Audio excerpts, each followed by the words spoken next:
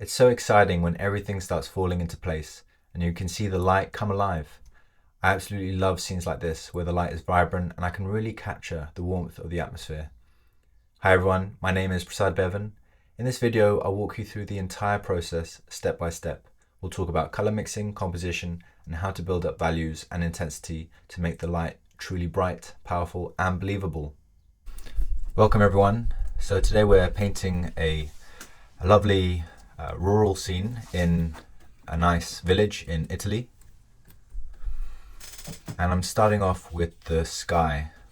And I'm just using cobalt blue here. Cobalt blue is a wonderful blue. It's very neutral in the sense that it's not really a warm blue or a cool blue. It's a great standard blue. And I'm just leaving some of the whites of this building. And I'm also letting some of the marks be a little bit rough. I quite like that sparkle that kind of adds to the sunlit scene. So just using a short-handled flat brush and filling in the sky. And now I'm mixing a kind of warm color with a bit of aureolin yellow and rose madder. And this I'm just going to use for putting over the sunlit areas just to give a slight warmth to it. This is just a brief glaze over. And I'm also going to put in this building. And you notice I was very careful. I didn't go right up to the edge. So there's still a white gap that's separating the two washes. Otherwise we lose that beautiful hard edge. And I'm just continuing my way up. There's a car there, so I'm just a bit wary of that.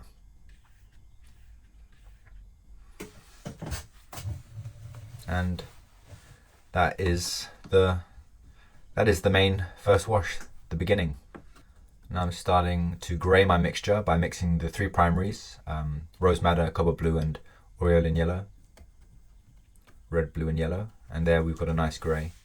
And I'm just filling in the rest of the wash with a grey undertone there. And just giving the surface a slight variation of grey. And now what I'm doing is I'm using basically the brush is dry, it's thirsty, it's a thirsty brush, and I'm just pulling away the wash so that the building has a kind of glow. I just thought it'd be interesting to experiment with that. Give it like a warm glow, like it's radiating light.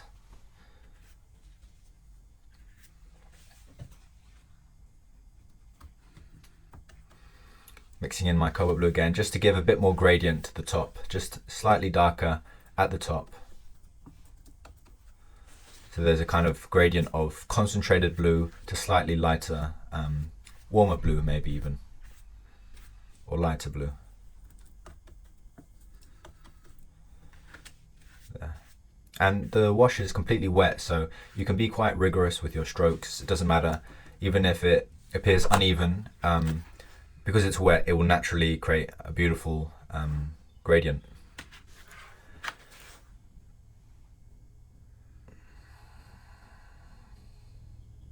And I'm just lifting my my paper up slightly, just inclining it to let all the water flow seamlessly down towards the edge of the paper. Now I'm just mixing a green. While the sky is wet, I want to get a nice green. So I'm working a lot of wet in wet, and mixing viridian and aureolin yellow just to put in this initial wash of the tree. So there's a lovely wet and wet, and I love, exploring the potential of watercolor. This is one way to do so. So just letting the washes bleed in together. Gives a very natural feeling. I'm just mixing some ultramarine and alizarin crimson to get a kind of purple color. And this is because I've noticed some background mountain shape in there, just to darken that in. In this video we discuss how to create light in a watercolor, but if you want to dive deep into watercolor techniques and painting principles, I invite you to my new workshop, Rhythm and Flow. We'll create dynamic sketches and compelling final paintings. Follow the link in the video description and register for free. I hope to see you there. Now I'm working another tree and I'm alternating the green slightly, adding a bit of red in there, a bit of rose madder, a bit more viridian. So I just want to create a variation of greens, and this one is going to be much more like a camouflage green, like a warm green. And I'm using a broken edged brush. It's similar to a fan brush maybe, but smaller, and that will give me some spontaneous marks that will achieve a kind of likeness to a tree, to the roughness of a tree, to the spontaneous leaves of a tree. And you can see I'm changing the green slightly, going a bit darker, a bit lighter, a bit cooler, a bit warmer, just making it interesting. Variation is the key to beauty.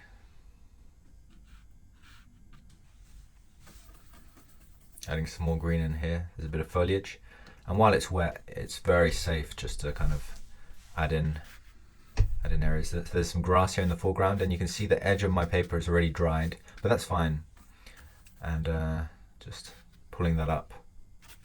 And there's some leaves up here.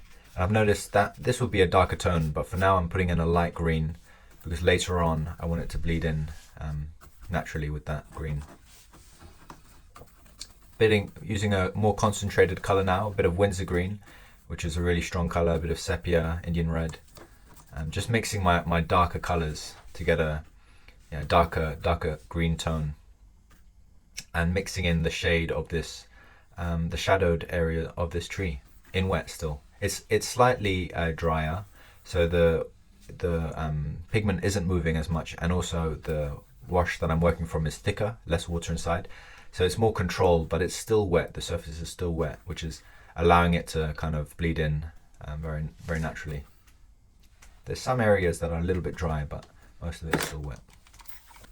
Just changed my brush. No, it's still the same one. So mixing in that Windsor green and Indian red for this side now, just some shaded areas, and just keeping it really fresh, spontaneous marks. It's just suggestive of leaves that are in the shade.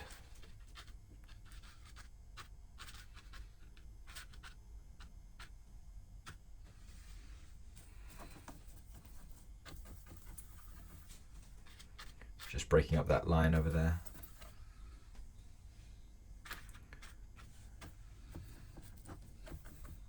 And mixing in that Windsor green, Indian red and sepia to get a really dark green. I've gone even darker now.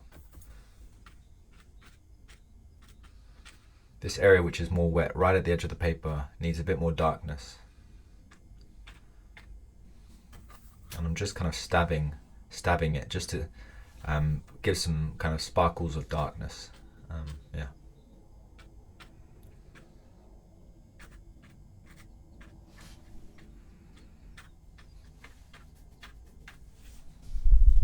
And even here I feel it needs a bit more darkness in there.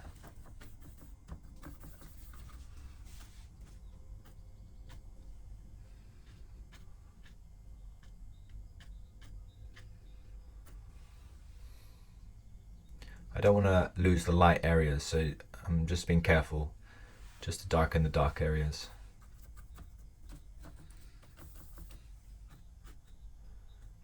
So there's really creating that depth of shade with a range of tones from darker to darkest, which I'm working in now.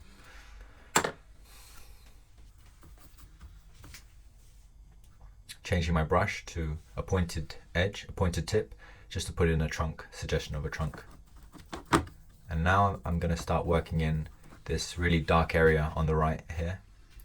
And it's pretty much dried, which is allowing for some beautiful hard edges. But that green part is still wet, so it's blending in softly to there. Mixing in some Windsor green, yellow shade, and Indian red and sepia again, but going really thick.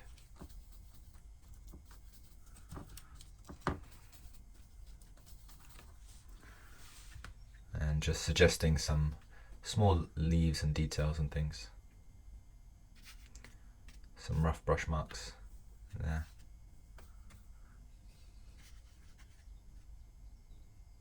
And coming across this tree there will be nice.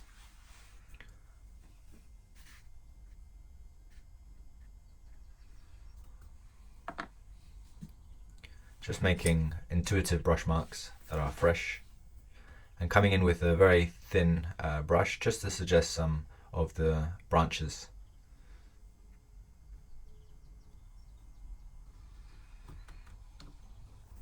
Now I'm working in a different area and getting in some purple. I'm mixing a few blues together and a bit of alizarin crimson, so I'm mixing my cobalt blue, ultramarine, and a bit of Winsor blue, and I'm putting in this shadowed area. There's a kind of instrument at the top there, maybe like an antenna, and there's something that's creating this dapple shade on this building, and this will also kind of reinforce the shape of it, of the building.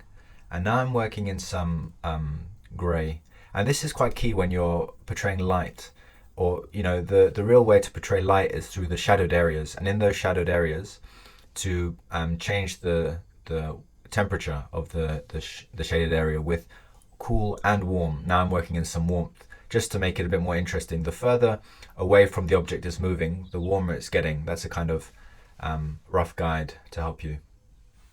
And it's also getting warmer and lighter, so the effect of the warmth building is stronger on the shadow the further away from the concentrated object it gets. So I just use my finger there to push away a bit of pigment, and there again, just to create that soft edge.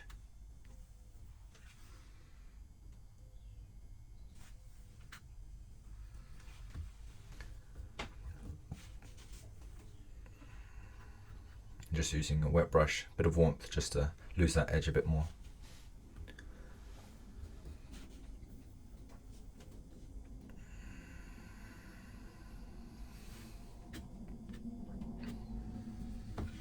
So it's gone from a kind of blue, slightly purplish blue, to a warm grey. Now I'm going to work in these windows. So I've got a smaller flat brush, and that will give me the shape of this, of the door and the window. It's pretty uninteresting in color, just a darker tone, but that will do perfectly. Just one quick stroke will do fine, and the next one down below, like so.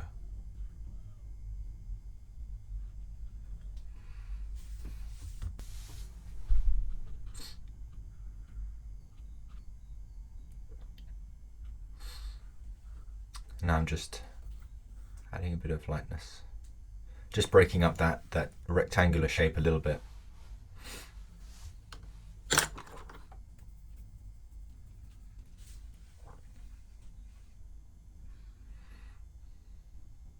And now I'm just suggesting the edge of the roof with a kind of dark highlight, as if there's a kind of, maybe a tiled rooftop, which we can't see because of our perspective, which is below the house. So just suggesting that. Now I've got this purple mixture to start working in some shadows. These shadows are what is going to define the painting, which is really going to make it work. A bit of cobalt blue and a red rose madder or alizarin crimson to get a muted blue, which is dark in tone. And there's some shrubbery, some bush here that I just want to add in, and here. It's going to blend in nicely with the shaded area. And I'm going to use it to outline this silhouette of the figure that we have in the midground.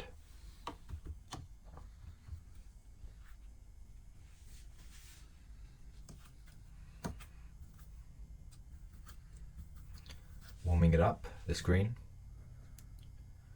Just touching it up, letting it connect with the shape slightly.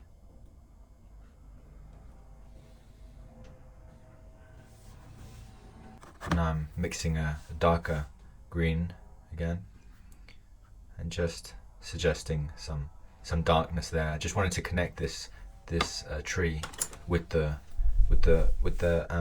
ground level, really. And there's a fence going up there. You can see I just left a slight white line to suggest the highlighted area of the tree trunk, and there's a kind of railing going up, which I'm just suggesting the railing and the shadow of it.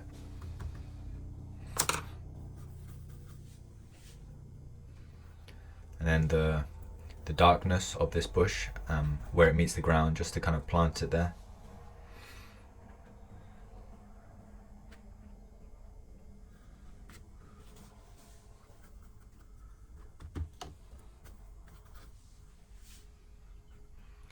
And connecting this shape and leaving the highlight of this car.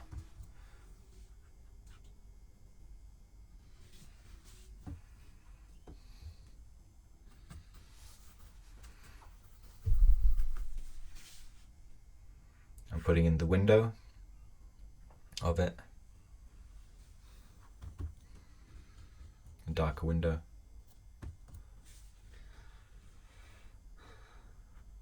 And losing the edge there slightly.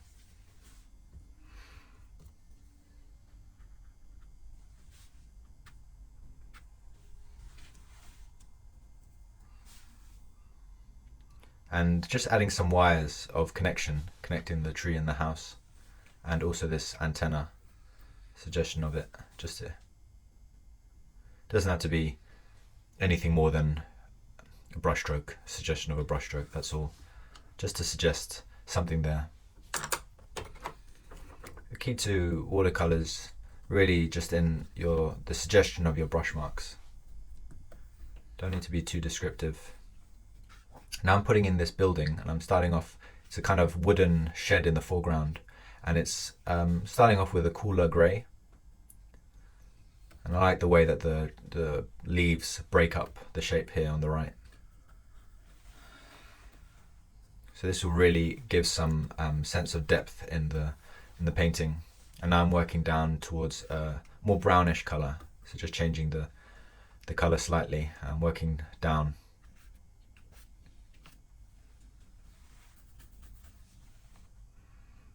And there's a kind of wooden structure here next to it, so I'm just suggesting that.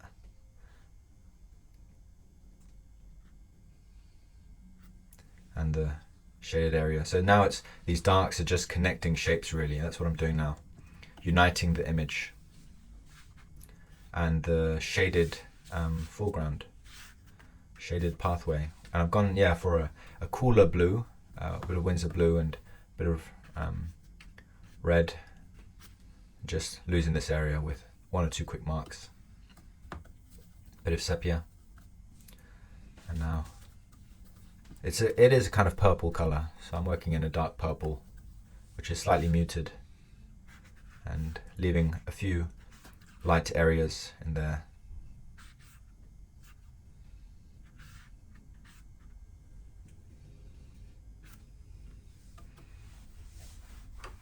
So for me, the image is now starting to come together. It's making sense and starting to feel whole. So now I'm just working on this van, this car here.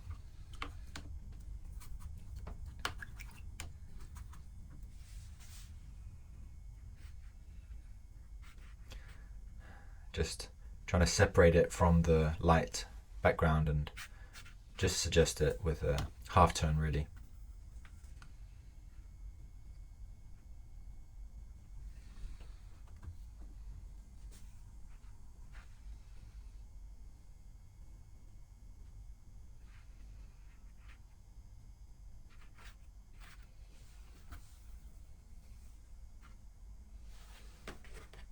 And just losing that edge, playing with it really.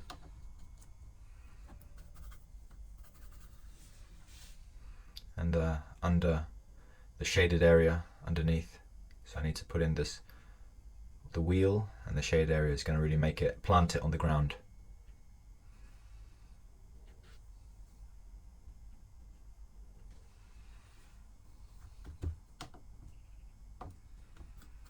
Add a bit of red for the lights, a bit of cadmium red.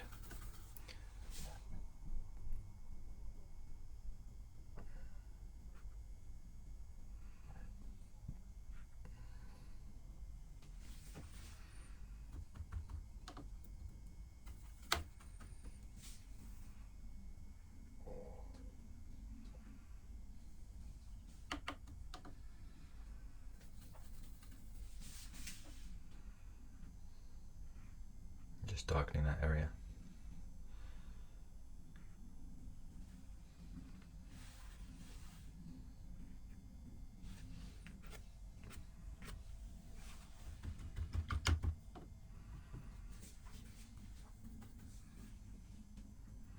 And the other wheel.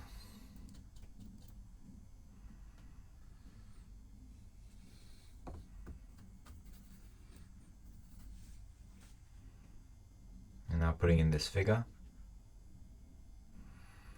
It's backlit, so it's darker. It's a darker figure because we're seeing the shadowed area of it because the light's behind it.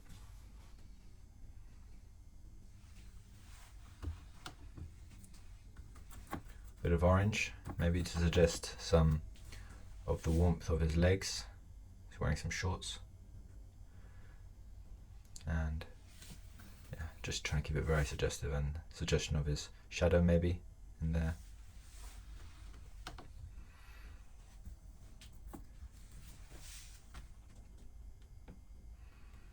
And a bit of his head just there.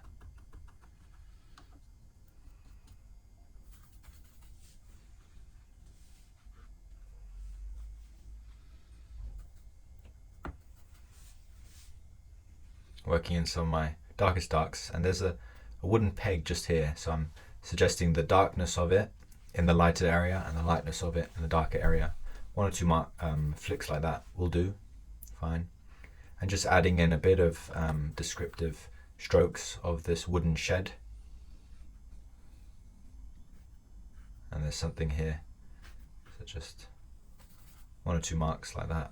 Really dark tone in wet, so it doesn't draw too much attention, but still gives that nice tonal depth.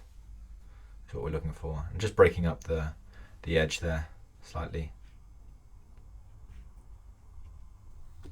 like so.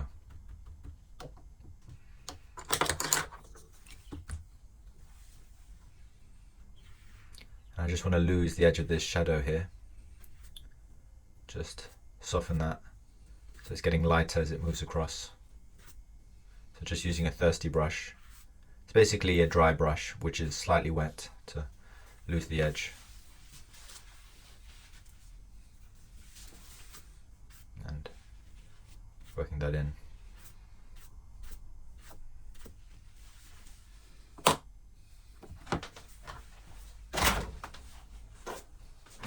So we're really basically there now. Just a few more details, really, a few small things.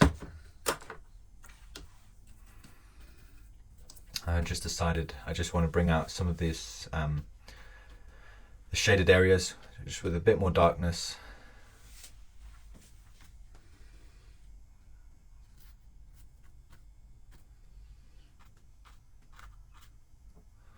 So that shape is kind of more unified.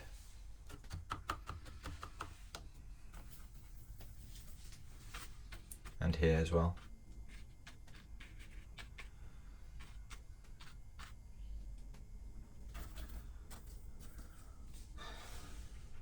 And some darkness there.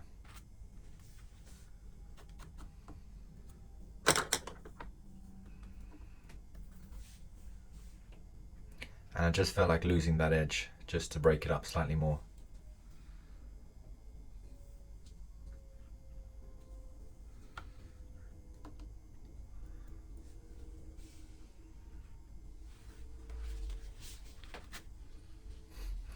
Now I'm going back and forths,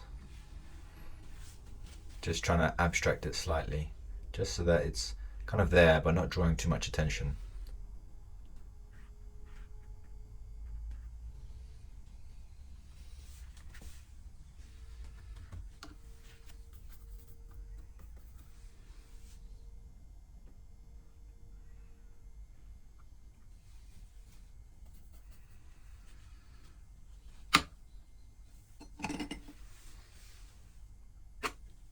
Just using the palette knife to regain that highlight.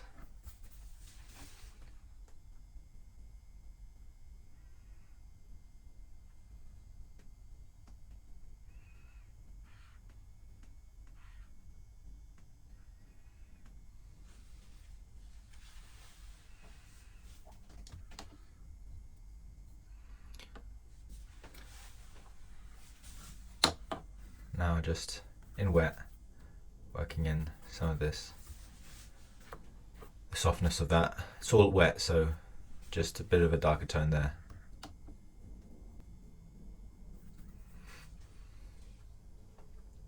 I hope this video was useful for you. Please subscribe to our YouTube channel, where we'll continue to share our knowledge and help guide you in this wonderful journey of art. Don't forget to follow the link in the video description and register for my online workshop. See you there soon.